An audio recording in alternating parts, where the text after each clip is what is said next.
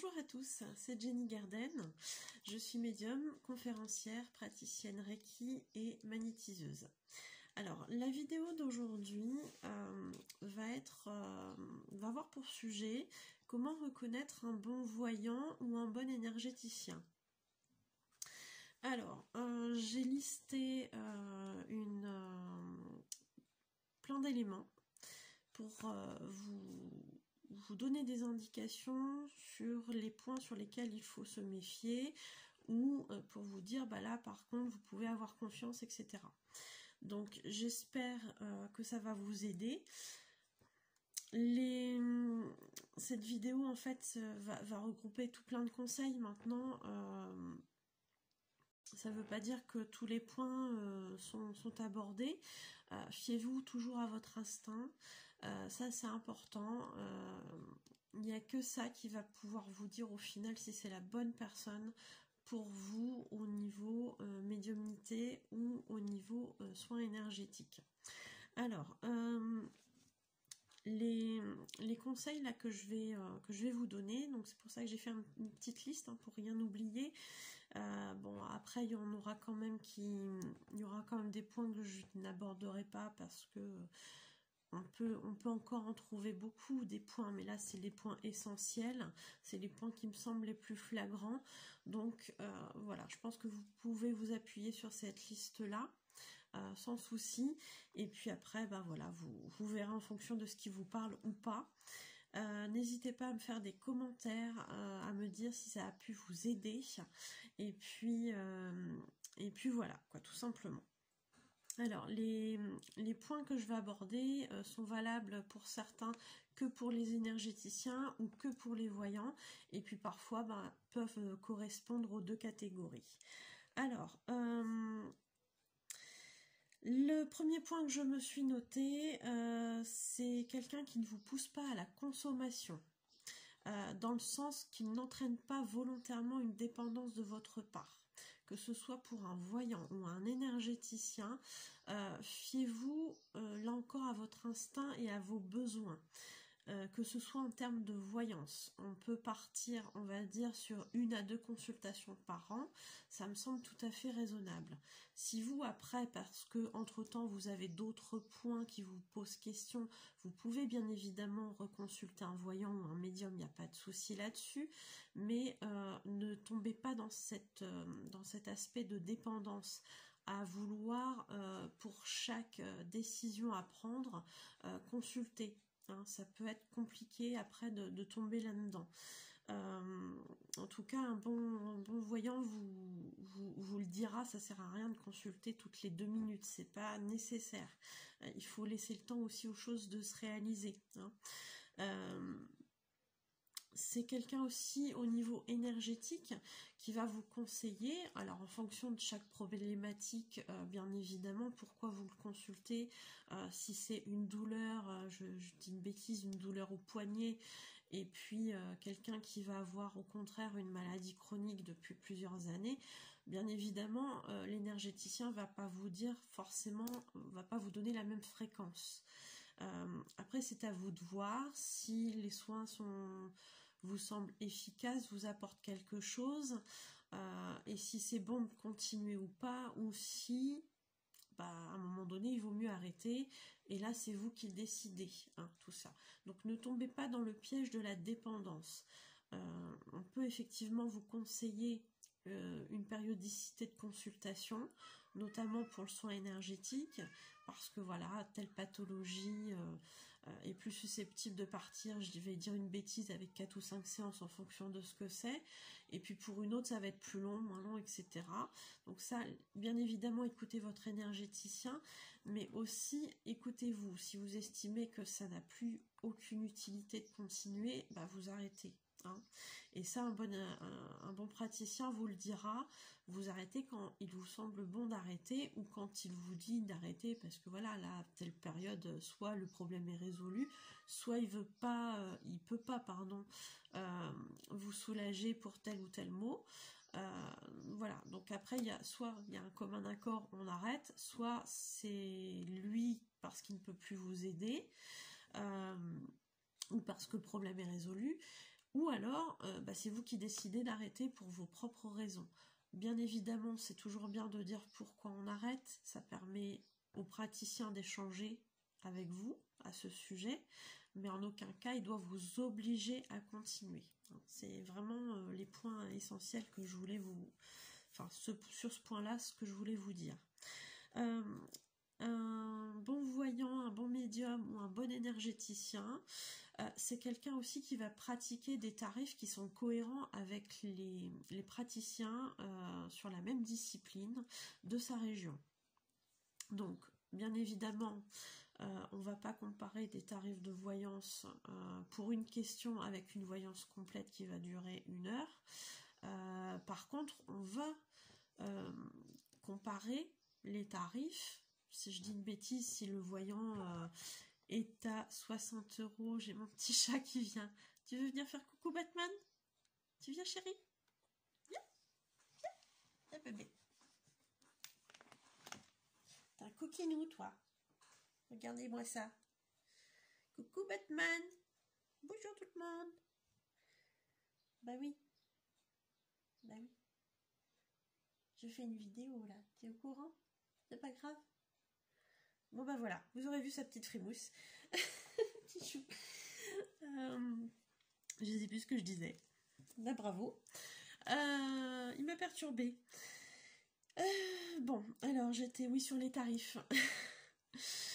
Les tarifs, donc bien évidemment, on va comparer ce qui est comparable. Hein. On va pas pratiquer le même tarif pour une question. En tout cas, moi, je pratique pas le même tarif pour une question que pour une consultation complète, bien évidemment. Par contre, quelqu'un qui va être dans la même région, enfin, 2 praticiens qui vont être dans... Il m'embête. C'est qu'est-ce que tu me fais? Tu veux rester? Bah allez, viens, chérie. Donc, quelqu'un qui va... quelqu'un qui va...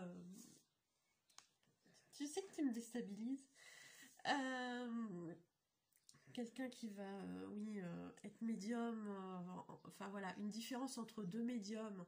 Un qui va pratiquer pour une consultation complète d'environ 1 heure, un tarif de 50 € par exemple, et puis quelqu'un qui va être dans la même région, qui va pratiquer aussi la médiumnité pour la même durée, et qui va prendre le double, bah, bien évidemment, ça va être compliqué. Voilà, toujours essayer de rester dans des tarifs qui sont cohérents par rapport à la région où on pratique. Hein. C'est important de voir ça. T'es content? Il est content. Bon, mais c'est pas grave. Tu vas faire la vidéo avec moi. D'accord. Donc le médium, voilà, va pratiquer tant de son tarif à temps. L'énergéticien, bah, c'est la même chose. Si pour le même soin, on va vous demander le double, voire le triple, méfiez-vous.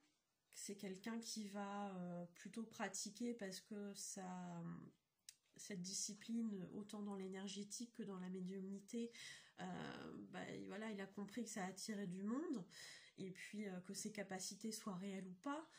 Pratiquer un tarif démesuré, c'est en général pas bon signe. Ça veut dire que la personne le fait surtout pour l'argent, et c'est pas forcément la meilleure façon d'aider ses consultants. Voilà, enfin c'est mon opinion. Après, chacun est libre de penser ce qu'il veut là-dessus. Qui ronronne, c'est mignon, petit chou. Oui, que ce soit pour une voyance ou pour un soin énergétique, c'est pareil. Le 3e point, c'est de ne pas vous faire vendre tout et n'importe quoi. Par exemple, quelqu'un que vous allez consulter pour une voyance, qui va vous dire bah, oh là là, c'est très bizarre, vous avez une entité sur vous, vous avez quelqu'un qui vous a acheté de la magie noire, qui vous a acheté un sort, il faut absolument dégager tout ça, donc va non seulement rajouter un prix par rapport à cette manipulation qui est en plus, et voire même vous proposer un produit, une potion ou je ne sais quoi, dans le but de vous enlever cette magie noire, ce sort, etc. Bon, je dis pas que ça peut pas exister, hein, attention, mais il y a des gens, il y a des praticiens malheureusement qui font comme ça et qui sont plus du côté charlatan que praticiens éthiques. Donc toujours à voir si ça vous paraît suspect ou pas, mais dans tous les cas ça mérite réflexion parce qu'au départ vous venez pas pour ça. Donc si on vous donne un tarif de 50 € et qu'au final vous vous retrouvez avec une addition à 150 parce qu'il y a la potion magique qui va avec, parce qu'il y a le dégagement qui va avec, etc. Bon, faites attention. À la rigueur, le praticien, enfin en tout cas le médium ou le voyant peut vous dire, bah écoutez, il y a ça, je vous laisse réfléchir, moi je peux l'enlever, si vous souhaitez que je l'enlève, ça coûte tant, et à ce moment-là vous reviendrez, ou on peut le faire maintenant. C'est à vous de voir, mais il doit vous laisser le choix. Il doit vous laisser le choix de pouvoir partir sans l'avoir fait. Et sans vous donner de potions, etc.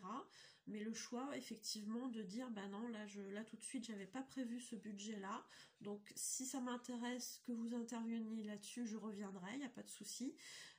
Vous êtes maître de ça quand vous consultez, hein. Vous êtes venu pour un tarif particulier, ne repartez pas en payant le triple, c'est pas honnête. Ou en tout cas, c'est voilà, c'est pas éthique, selon moi, hein. Eh bien, un énergéticien magnétiseur, ça va être pareil. Il est tout à fait en capacité, pour certains, il maîtrise l'art des plantes.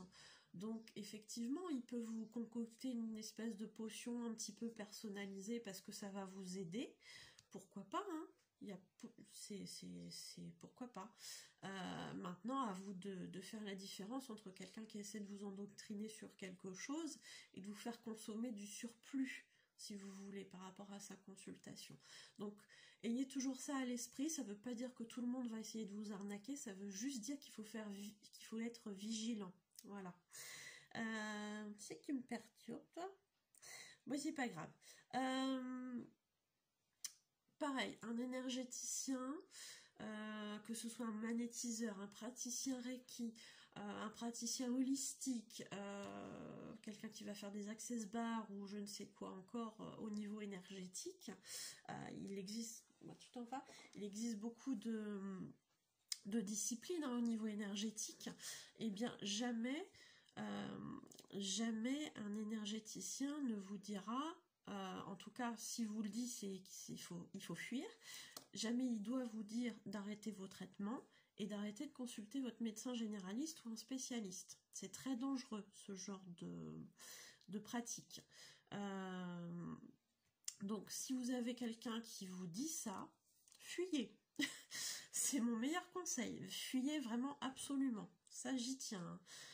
Pour moi, à mon sens, dans ma pratique, on est complémentaires. C'est-à-dire que bien évidemment, il faut la médecine occidentale, la médecine qu'on connaît avec les médicaments, etc. Parce que bon, voilà, parfois on en a besoin aussi.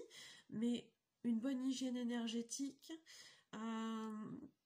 des soins qui vont permettre aux émotions de se libérer, tout ça, eh bien ça va être important de prendre en compte finalement l'être humain, non seulement sur son aspect physique, mais aussi sur l'aspect émotionnel et psychologique, que sur son aspect aussi énergétique. En fait, on est un tout. Et si une des parties de cet être n'est pas en accord, ou ne va pas bien, effectivement, bah, ça se répercute sur le reste. Donc ça, c'est ma vision des choses, ça n'engage que moi. C'est pour ça aussi que parfois, je suis amenée à conseiller de voir d'autres personnes que moi, parce que oui, parfois au niveau émotionnel, moi je peux pas aider là-dedans parce que c'est un traumatisme trop ancré. Donc il faut par exemple aller voir un psychologue, ou voilà, c'est pas systématique, mais ça peut arriver que je le conseille pour certaines choses, par exemple. J'en étais où? Oui, ça revient à ce que je vous disais au départ. Suivez votre instinct. C'est le meilleur allié que vous puissiez avoir. Vous allez, soit on va vous parler de quelqu'un par le bouche à oreille, hein, c'est une bonne méthode aussi, hein, pour trouver le meilleur praticien énergétique ou le bon voyant. Le bouche à oreille, c'est quelque chose de très efficace. Ça n'empêche pour autant pas que, je sais pas, votre ami est allé voir un médium et puis finalement, avec vous, le feeling passe pas. Ça n'empêche pas, hein, ça peut être quelqu'un de très bien, mais vous le sentez pas, ou ça s'est pas bien passé parce que le feeling n'était pas là. Donc suivez votre instinct malgré le bouche à oreille aussi. Le bouche à oreille est une bonne indication, mais votre instinct va primer dessus. Pareil, si vous trouvez pas, si vous avez du mal à chercher, à demander conseil dans ces pratiques-là, vous pouvez demander de l'aide à là-haut, à vos anges, à vos guides. Demandez-leur de vous envoyer des signes pour, oui, vous diriger vers la bonne personne. Souvent, ils savent très bien faire. Hein. Un point suivant que j'ai noté, c'est l'écoute. Alors quand je dis écoute, je pense surtout au praticien énergétique, à l'énergéticien, qui lui va forcément, vous allez le voir pour un problème en particulier. Donc c'est bien d'exposer ce que vous avez à dire. Lui va vous poser des questions aussi dans ce sens. Est-ce que vous avez repéré que ça a commencé à partir d'une certaine période, etc. Vous allez dire un petit peu comment ça s'est passé pour vous. Donc c'est important qu'il vous écoute, c'est important qu'il prenne en compte tout ce que vous allez lui dire, pourquoi vous le consultez, qu'est-ce que vous ressentez, etc. Il y a toujours une partie, en tout cas moi c'est comme ça que je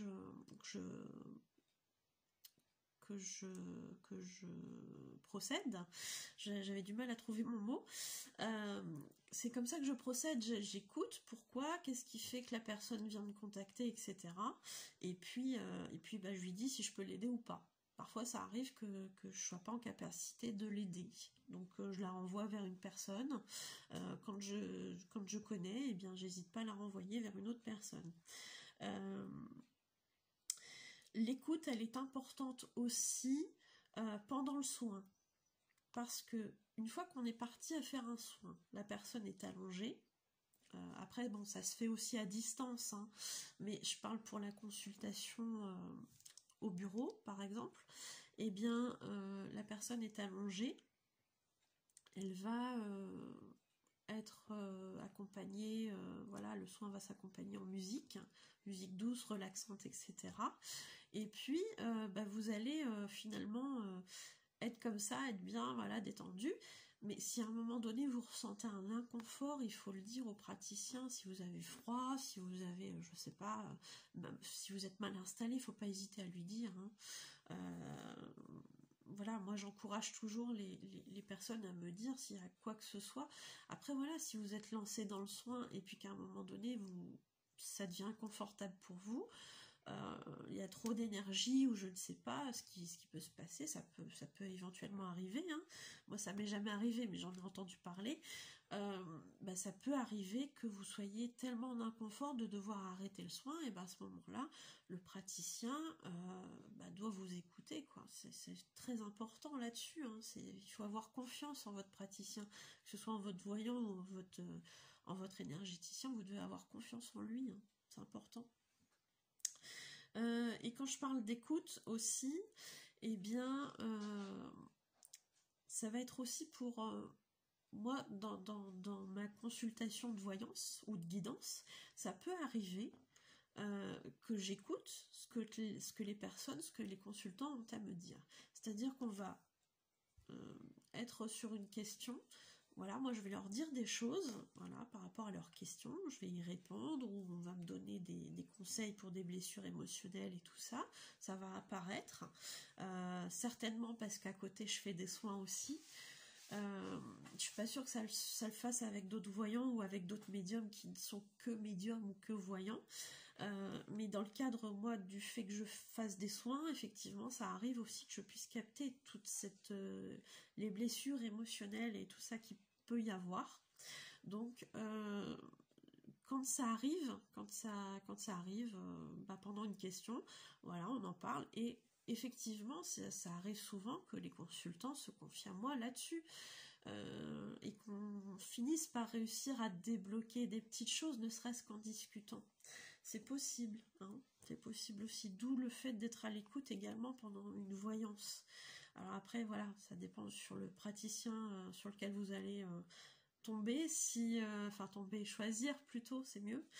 Mais dans tous les cas, chaque praticien doit être à votre écoute. Il faut différencier cette écoute de l'écoute du charlatan, surtout en voyance, qui va lui, à peine vous allez être accueilli, va vous faire parler exprès, je dirais, pour avoir des infos. Et à partir de là,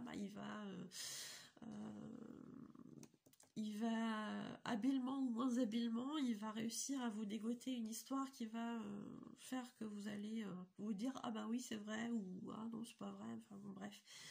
Donc faites attention aussi à ça, quelqu'un qui, quand vous venez pour une voyance, en général, éventuellement vous transmettez votre question, si ça dépend, moi je le fais au feeling, parfois on fait un tirage tout de suite, parfois je leur demande s'il y a des choses en particulier, et puis voilà, mais stop, juste donnez-moi votre question, voilà, vous me dites pas si vous êtes marié, vous me dites pas si vous êtes machin, voilà, les choses après elles arrivent au fur et à mesure de la consultation.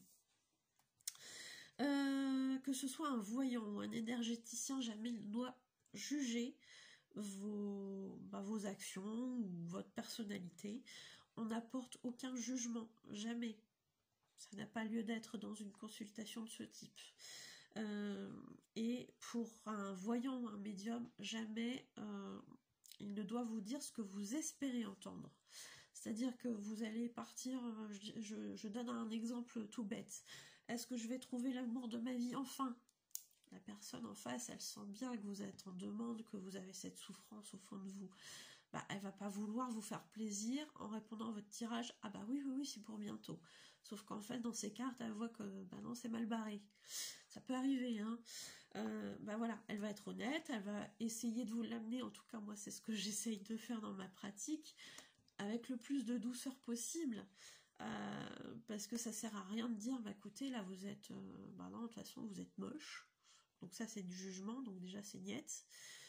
Vous êtes moche donc vous n'allez pas trouver l'amour de votre vie avant 6 mois, 1 an, ça n'a aucun intérêt. Et au contraire, elle va pas vous dire non plus ah bah je sens que vous êtes en demande donc je vais vous dire quelque chose qui va vous faire plaisir pour que vous puissiez revenir ou que vous puissiez être contente de la consultation.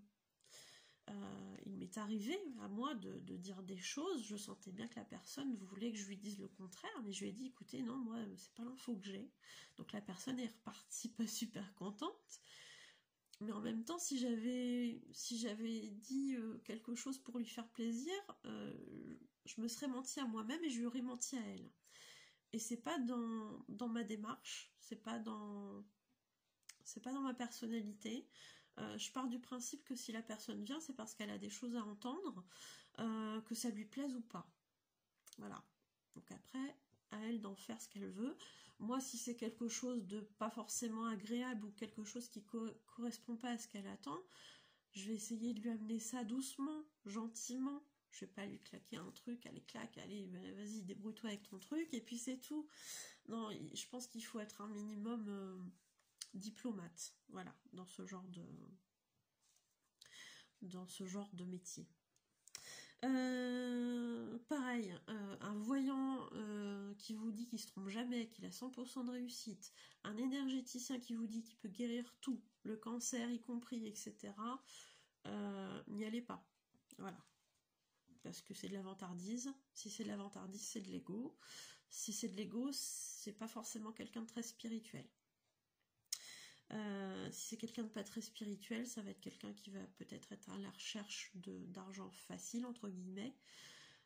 Ça va peut-être être quelqu'un qui va vouloir avoir un pouvoir sur vous, d'une certaine façon, plus ou moins directement, hein. Donc, ce genre de personnage, pareil, vous fuyez. C'est le meilleur conseil que je peux vous donner, hein, chaque fois, hein. Et c'est quelqu'un qui va respecter votre libre arbitre. C'est-à-dire que si vous êtes parti pour, je sais pas moi, pour une pathologie particulière sur 5 soins, j'en sais rien, je dis une bêtise, si au bout du 5e soin, le monsieur ou enfin le praticien vous dit ça serait bien de continuer encore 5 soins, et que vous décidez que non, parce que pour vos raisons, hein, après tout, hein, vous avez le droit, hein, de tout simplement ne pas vouloir continuer, peu importe le motif. Après, bon, c'est bien d'en discuter, ça permet d'échanger. Mais en aucun cas, vous devez vous sentir obligé de continuer, en fait. En aucun cas, jamais. On peut faire des pauses aussi dans les soins, quand il y a des soins réguliers pour une certaine pathologie. On peut faire des pauses. Voilà. Moi, je sais qu'après chaque soin, je rappelle les clients trois jours après, savoir comment ça s'est passé. Et puis, on convient ou pas d'un prochain rendez-vous en fonction de ses attentes, en fonction de ce que moi je peux faire. Voilà, c'est un chemin qu'on construit ensemble. C'est pas, voilà, on fait tant de soins, puis après, on essaie de rallier encore son client parce que nous, on a besoin d'argent.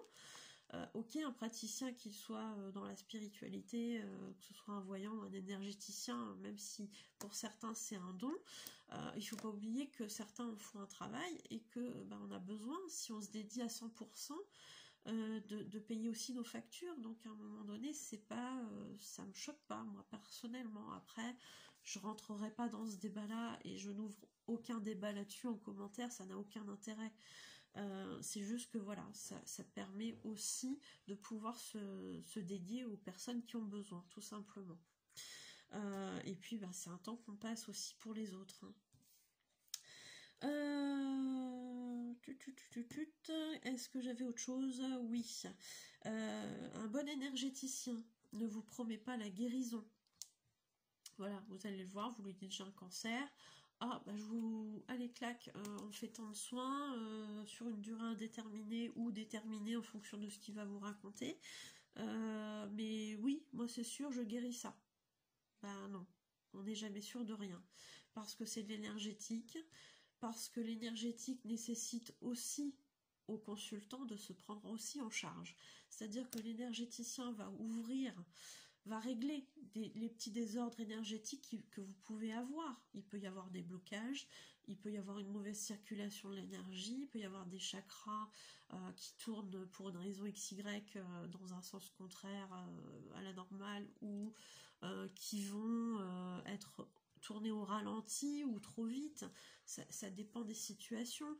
Mais tout ça, ça se règle, ça se revoit. Si vous pouvez avoir des parasites au niveau énergétique, vous pouvez avoir un tas de choses qui vous bloquent. Donc ça, on va faire en sorte de pouvoir les enlever. Maintenant, une douleur, si elle s'est installée pour une raison. Le corps vous parle, votre corps vous parle. J'ai tourné une vidéo, je ne l'ai pas encore montée, sur le corps qui parle. Je sais pas encore comment je vais l'intituler. Mais en tout cas, si je la poste avant celle-ci, je mettrai en lien sous la vidéo ou à la fin de la vidéo le lien de cette vidéo-là pour pouvoir justement plus vous expliquer en détail ce que je veux vous dire. Mais effectivement, votre corps vous parle. Vous allez avoir une douleur au cou, peut-être que vous avez du mal à dire non à certaines choses ou à accepter certaines choses ou à vous affirmer dans une situation, à ne pas accepter de certaines choses. C'est le fameux torticolis, hein, quand vous ne pouvez pas faire ce mouvement-là, c'est quoi? C'est le mouvement du non. Donc pourquoi vous avez l'impression de ne pas pouvoir dire non? Est-ce que c'est à une personne? Est-ce que c'est à une situation? Est-ce que vous vous sentez obligé d'accepter alors qu'en fin de compte, vous n'en avez pas forcément envie? Voilà, donc ça je vais le détailler je l'ai détaillé dans une précédente vidéo, mais je vous mettrai le lien dès que possible. Et du coup, oui, votre corps vous parle, vous avez votre propre processus de guérison. L'énergéticien est là pour enlever ce qui bloque, ce qui empêche la circulation de la bonne énergie. S'il peut vous aider dans des maladies, dans des douleurs, etc., il le fera. Mais en premier lieu, ce qui va être important aussi, c'est le consultant, c'est sa façon d'apprendre les choses. Si cette personne est tout le temps négative à dire de toute façon Voilà, moi ça fait 10 ans que je me traîne ces douleurs-là, j'en sortirai jamais, bah forcément à un moment donné la personne elle bloque aussi l'énergie. Donc nous on est là, on transmet des choses, mais si votre corps les refuse parce que vous faites un blocage, à un moment donné forcément la situation elle va perdurer. Donc vous avez aussi votre responsabilité. Hein. Il ne faut pas tout mettre sur le dos du praticien. Bon, chouette, il m'a guéri de ça, ou il m'a retiré ses douleurs par rapport à ça, c'est un bon énergéticien. Ou alors, bah non, il n'a pas réussi, c'est un mauvais énergéticien. Non, il n'y a pas que ça. Il n'y a pas que ça. Il y a aussi votre responsabilité à vous. Hein. Donc je suis pas en train de dire que si vous guérissez pas, c'est de votre faute, hein, attention. Je dis juste que vous avez aussi une part du boulot à faire. Hein. Et puis, dernier point que j'ai noté qui est très très important et qui me paraît moins évident en tant que praticienne Reiki et magnétiseuse, mais qui n'est pas forcément évident quand on ne connaît pas ce genre de pratique et qu'on vient pour la première fois, mais un praticien énergétique, peu importe ce qu'il fait en termes d'énergétique, il ne vous demandera jamais de vous déshabiller. Jamais. S'il le fait, bah vous partez de son cabinet, vous fermez la porte et vous n'y revenez plus. C'est quelqu'un de dangereux. Là aussi, au meilleur cas, il se rincera l'œil. Entre guillemets, hein, le meilleur cas. Hein. Au pire des cas, il fera autre chose, des choses qui ne sont pas forcément très éthiques. Donc non, on évite ce genre de personnage. Si ça se présente, tant pis. Même si vous avez réglé la consultation en avance, vous vous en fichez. N'acceptez pas ça. Vous verrez ensuite pour le remboursement, mais sur l'instant, fuyez. Sincèrement, c'est pas bien. Bon, voilà, c'est des points importants dont je voulais vous faire part. Après, voilà, j'ai probablement pas tout dit, mais ça me semble être les points les plus importants, quoi, quelque part. Voilà. Donc j'espère que ça vous aura aidé. N'hésitez pas à me le dire en commentaire. N'hésitez pas à vous abonner si la vidéo vous a plu. N'hésitez pas à me mettre un pouce. Voilà, ça veut dire que vous aimez ou que vous aimez pas, hein, peut-être, et aussi éventuellement. Et puis, oui, n'hésitez pas à me contacter. Je suis sur Facebook. Je reçois aussi les emails, que ce soit pour des idées de vidéos en fonction de vos besoins, que ce soit pour des questions parce qu'il y a un point que vous auriez aimé que je creuse et que je n'ai pas creusé, ou me faire part d'autres choses si vous le souhaitez. Pourquoi pas une demande de rendez-vous, que ce soit pour une médiumnité ou un soin énergétique, il n'y a pas de souci. Vous avez toutes mes coordonnées, tous les moyens de contact à la fin de la vidéo. Bah écoutez, je vous remercie pour votre écoute et je vous dis à bientôt. Prenez soin de vous. Bonne journée.